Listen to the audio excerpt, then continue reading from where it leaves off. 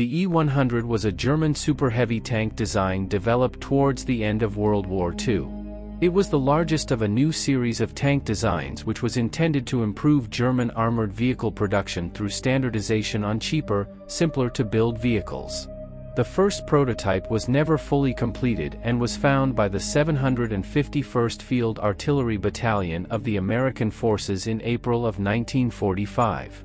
The partially completed vehicle was taken by the British Army for evaluation and then scrapped in the 1950s. The basic design was ordered as a parallel development to the Porsche Maus in June 1943. According to the blueprints, the tank would be armed with both a 150mm gun and a 75mm gun. Two types of engines were proposed. One was a 700 horsepower Maybach HL230, with a transmission and turning mechanism borrowed from the Tiger II. The estimated top speed was 23 km per hour. The design had removable side skirts and narrow transport tracks to make rail transport more viable. First, it was decided that the tank should receive the Maus tank's turret. However, this idea was soon abandoned because the hull would not have been able to support the enormous weight of the tower. A new turret was designed, intended to be simpler and lighter than the Maus turret. But many sources also suggest that a Maus turret could be mounted. In contrast to the heavier Maus, the E-100 was a conventional design with a rear engine. One of the more tactical differences is the fact that they were designed for different goals in mind. Many people often put both of the vehicles into the same category, which is absolutely incorrect.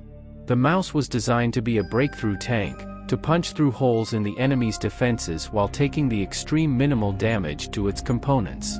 Thus, the Maus had a 12.8 cm anti-aircraft gun that could destroy all Allied vehicles, extremely thick armor, an extra coaxial 7.5 cm gun and a 1200 horsepower engine so it could at the very least move. Meanwhile, the E-100 was designed to be more of a heavy artillery, heavy anti-air, heavy tank destroyer platform.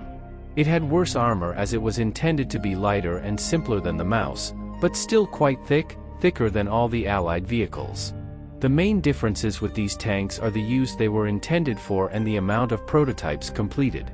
The Maus had at least one ready, but neither of them were actually used in real combat.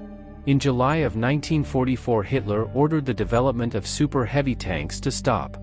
Work on the E-100 continued at a very low priority, with only 3 German employees were available to assemble the prototype. I hope you enjoyed this episode, and to make sure you don't miss my future work, please make sure you are subscribed to my channel and press the bell notification button. Thank you and see you in the next video.